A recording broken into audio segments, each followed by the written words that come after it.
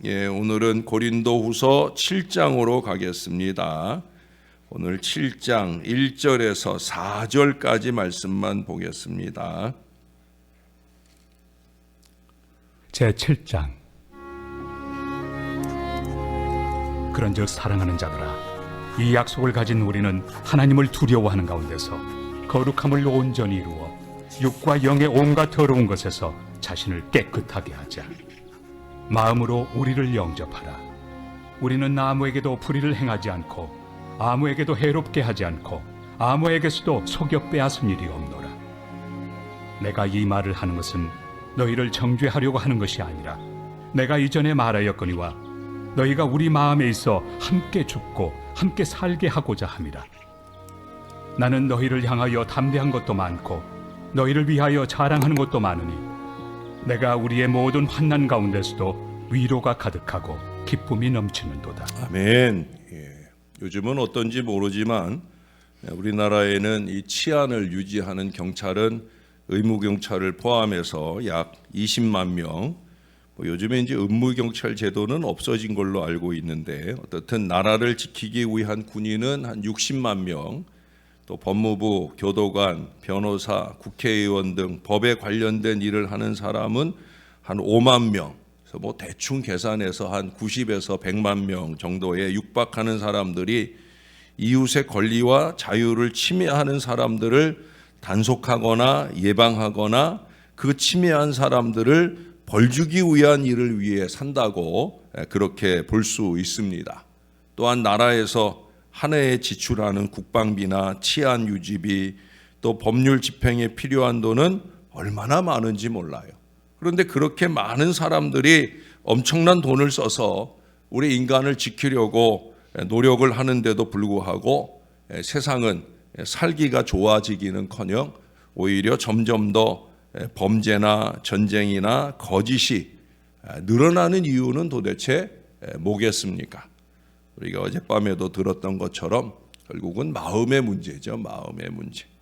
자기 마음 속에서 무엇인가 잃어버린 사람은 자기 밖에서 그것을 찾으려고 합니다.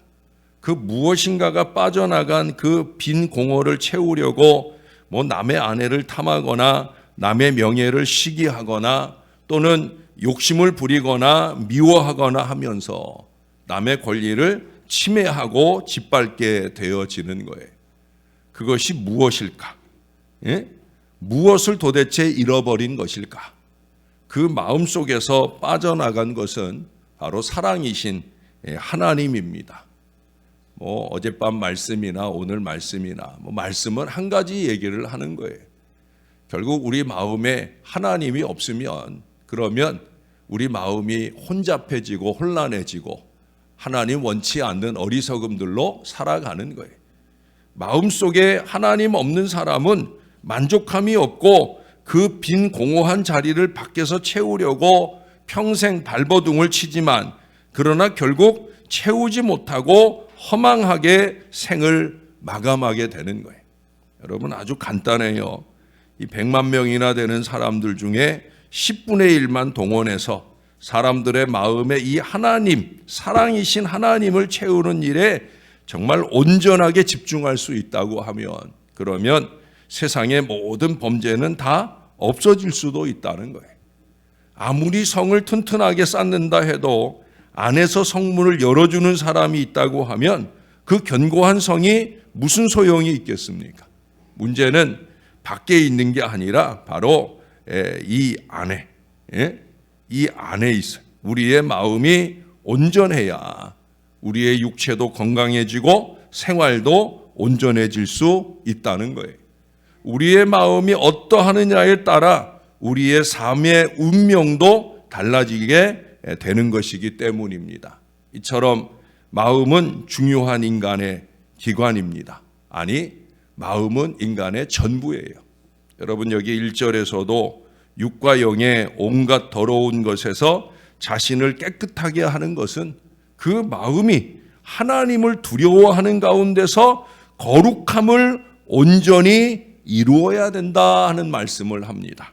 그렇다면 우리는 우리의 마음이 어떻게 이 거룩함, 흰옷 입은 순전함, 이것을 온전히 이루어 나갈 수 있을까? 첫째로 말씀드리는 것은 하나님을 향하여 두 마음을 버리고 한 마음이 되어야 되는 거예요. 두 마음을 품고서는 우리가 온전히 하나님의 뜻을 이룰 수도 없고 하나님으로부터 축복을 받을 수도 없기 때문이에요. 언제나 이 두 마음이 문제죠.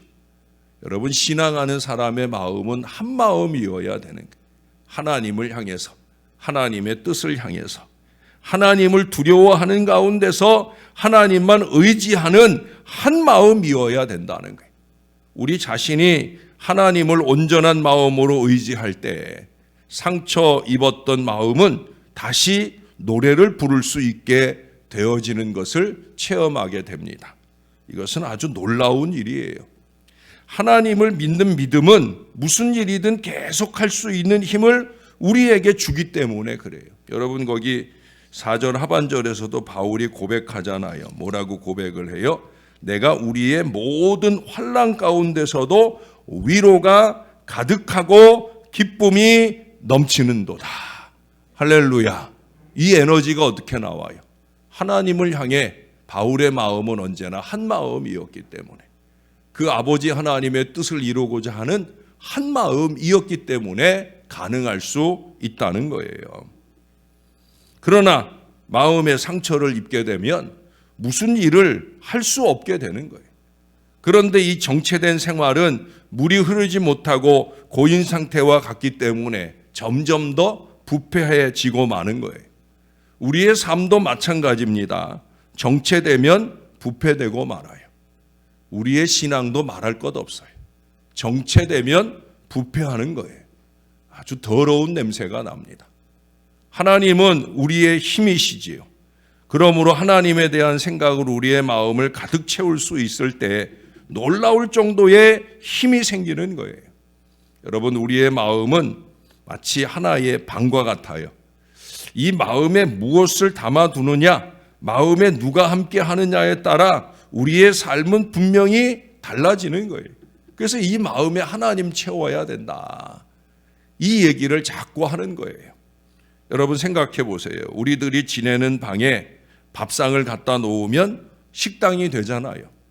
책상을 갖다 놓으면 공부방이 되는 거예요. 방석을 막 깔아 놓으면 응접실이 되는 거고, 이불을 깔면 침실이 됩니다. 죄송한 얘기지만 요즘엔 잘 안 쓰는 요강 갖다 놓으면 뭐가 돼요? 화장실이 되고, 명절이랍시고, 담요 깔아두고 화토 치려고 하면 금세 도박장도 될 수 있는 거예요. 마찬가지예요. 우리 마음도 그렇습니다. 누구와 함께 하는지, 이 마음을 누구를 채우고 어떤 마음으로 살아가느냐에 따라 많이 달라지게 되는 거예요. 물질이 마음속에 채워져 있는 사람은 그 물질이 이끄는 대로 살려고 하고, 신앙이 마치 물질이 전무이냐 그렇게 함부로 말하고 행동하는 경우도 얼마든지 있다는 거예요. 우리들 마음의 문을 두드리고 계시는 분이 계시죠. 우리가 어제 저녁에 말씀에 18절까지 봤는데 그 뒤에 20절에 보면 누가 우리 마음을 두드린다고 그래요? 내가 문 밖에 서서 두드리노니. 우리 예수님이 끊임없이, 우리 하나님이 끊임없이 우리의 마음을 가득 채우시려고 우리 마음 문을 두드리고 계셔요. 이 주님을 제대로 영접하면, 그러면 그 주님과 함께 평안한 가운데 삶이 새로워지게 될 줄로 믿습니다. 변화된 삶 속에 확신이 생긴다는 거예요.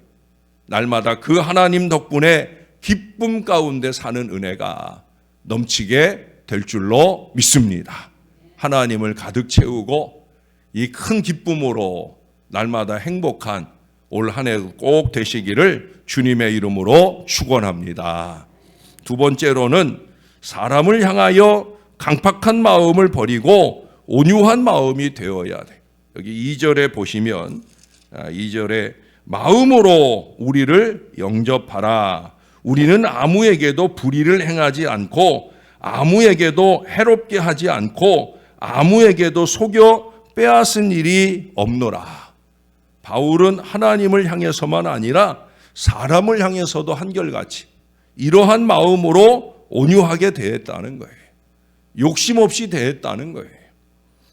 그리고 다음 3절에서도 보세요. 내가 이 말을 하는 것은 너희를 정죄하려고 하는 것이 아니라 내가 이전에 말하였거니와 너희가 우리 마음에 있어 함께 죽고 함께 살게 하고자 함이라. 그의 권면의 목표는 정죄가 아니라 살리는 데 있다는 거예요. 그것은 저나 모든 목회자들이 다 마찬가지. 살리자고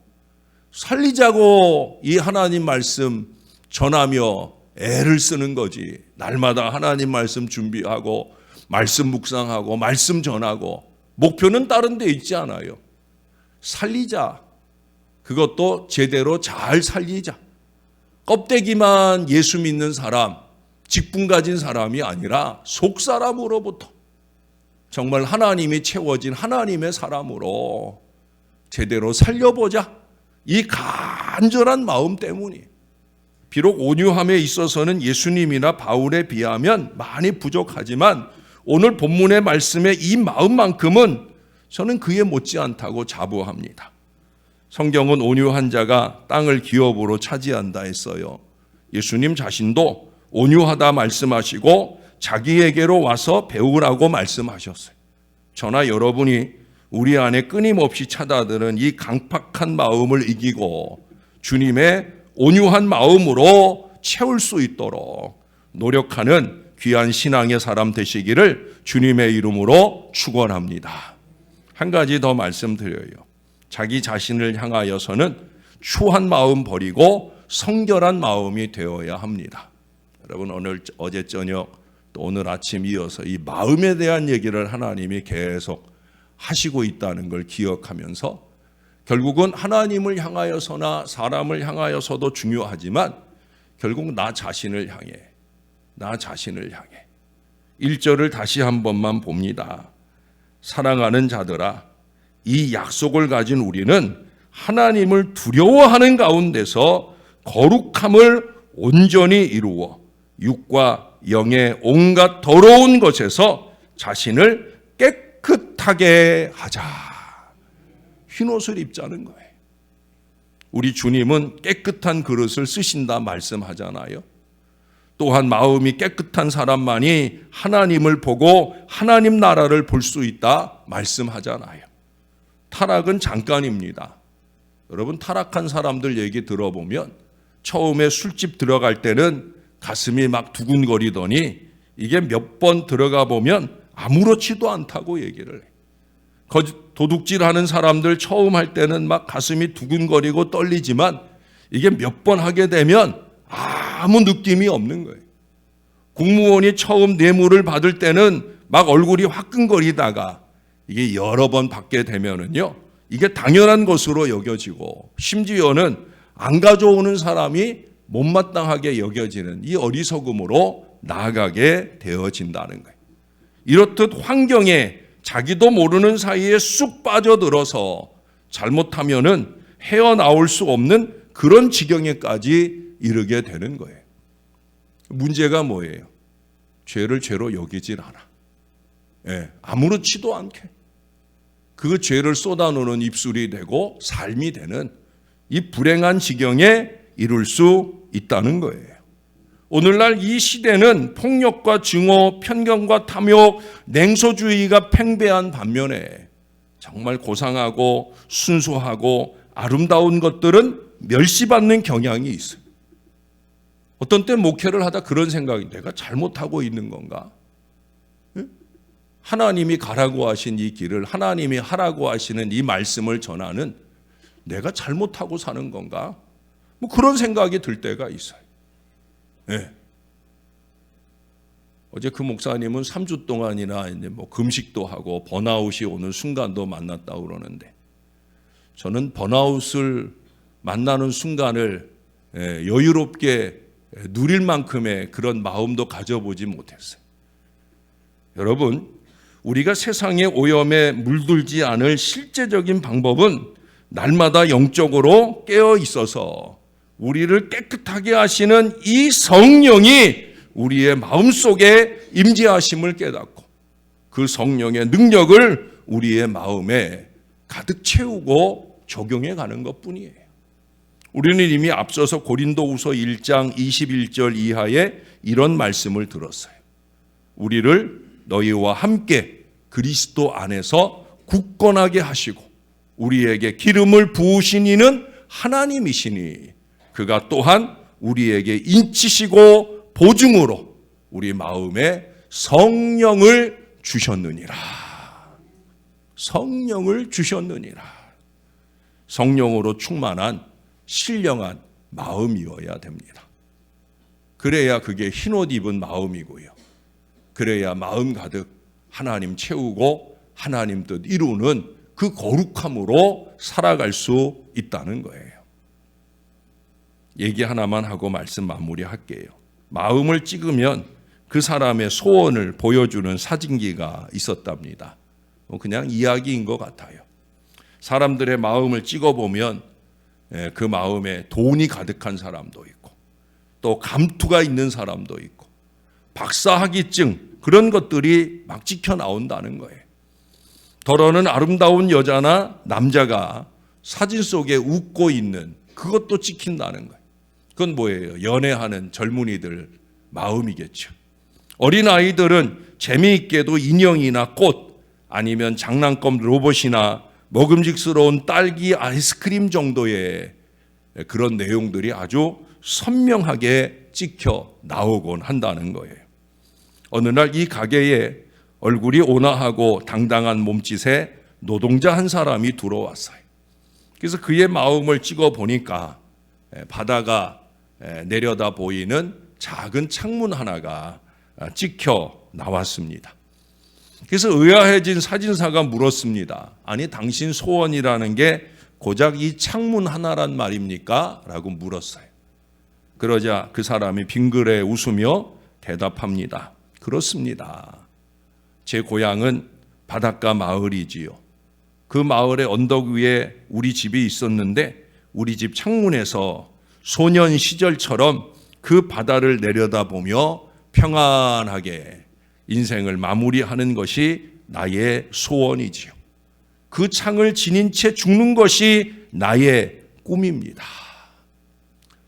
비록 소박하지만 그 순수한 꿈이 그를 그 모든 어려움 가운데서도 아름다운 마음으로 살게 한 비결이라는 거예요. 저는 오늘 이 4절 말씀 속에서 바울의 소원을 읽어볼 수가 있었어요. 바울은 무엇을 위해서 이제 앞으로도 우리가 보게 될 그 모든 고난과 어려운 시기들을 이겨내고 기쁨 가운데 이 선교와 전도의 역사를 힘있게 이루을 수 있었는가? 아마 그 마음 가운데 바로 그 하나님과 함께할 천국의 소망이 언제나 그의 마음을 채우고 있었기 때문이라 여겨집니다. 사랑하는 여러분, 바울과 똑같은 천국의 소망을 가진 사람이라면 정말 그 천국이 좋고 그 천국이 좋은 것을 다른 사람들에게 말하여 함께 가기를 원하는 사람이라면 저와 여러분의 마음 속에도 순수한 이 마음을 한결같이 지켜야 됩니다. 그래서 천국의 그 언덕이 창문에서 그 아름다운 천국을 내려다볼, 그리고 내가 함께 이곳에 오기를 원했던 그 모든 사람들이 함께 웃고 뛰노는 그 귀한 천국을 바라볼 귀한 소원의 마음, 순전한 마음, 그것이 저와 여러분 안에 늘 넘치는 거룩한 신앙들이 다 되시기를 우리의 구주 되시는 예수님 이름으로 간절히 축원합니다. 기도하겠습니다. 우리 하나님, 오늘도 마음 이야기를 듣습니다. 하나님이 속삭여 말씀하시는 이 말씀이 우리의 마음자리에 가득해야 될 것이 무엇인지를 알게 하시는 말씀인 줄로 여겨집니다. 우리의 마음을 주장하셔서 두 마음 아니고 한 마음 품을 수 있게 하여 주시옵소서. 강팍하게 날뛰는 마음 아니라 따뜻하고 온유한 마음, 바울이 관절이 건면한 것처럼 넓혀진 마음으로 그렇게 누군가를 대할 수 있는 그런 믿음의 마음을 더하여 주시옵소서. 무엇보다 우리 자신을 향해 정말 하나님이 언제 어느 때 우리를 바라보셔도 당당할 수 있는 그 떳떳한 마음, 거룩한 마음, 순수한 마음, 깨끗한 마음, 하나님 그 마음을 소원하오니 성령 하나님 우리 가운데 가득 채워지셔서 우리를 주장하시고 이끄시는 놀라운 은혜의 마음으로 잘 살아내게 도와 주옵소서. 어젯밤에도 큰 은혜의 말씀 잔치를 주셨사오니 하나님 이제 내일은 3부에 걸쳐서 전도에 관한 은혜의 간증을 들으며 도전을 받으려 합니다. 주님이 꼭 도와주셔서 우리 송경호 장로님 주님께서 택정에 보내셨사오니 우리 모든 교인들이 내일은 하루 종일 이 은혜의 말씀들로 통하여 전도와 선교의 뜨거운 마음들이 일어나는 복된 시간 되게 하여 주시옵소서. 주님께만 영광 돌리는 은혜의 주일로 온전하게 성수해낼 수 있도록 주님이 함께 하여 주시옵소서. 우리 이삭이와 함께 해 주셔서 부족한 종 우리 하나님 앞에 매달리고 기도한 대로 우리 하나님 수술 안 하고 2주간 지켜볼 수 있는 이 시간을 주셔서 감사를 드립니다. 2주간 동안 하나님 꺾여진 뼈가 바로 자리 잡을 수 있도록 은혜 베풀어 주시옵소서. 이 어린아이의 그 살갗이 잘라지고 수술하게 되는 이 어려운 순간 만나지 않도록 주님이 손대해 주시옵소서. 능력 가운데 치유와 회복을 경험하게 하시되 살아가는 여정 우리 김옥희 권사님 눈물로 기도하는 일들 이 아이만 아니라 그 가정을 위해 애쓰고 기도하는 모든 일들의 응답과 역사를 경험하게 도와 주옵소서. 그래서 이 여종이 그 가정이 더 많이 우리 하나님 때문에 행복할 수 있도록 은혜 베풀어 주시옵소서. 감사합니다. 예수님 이름으로 기도합니다. 아멘.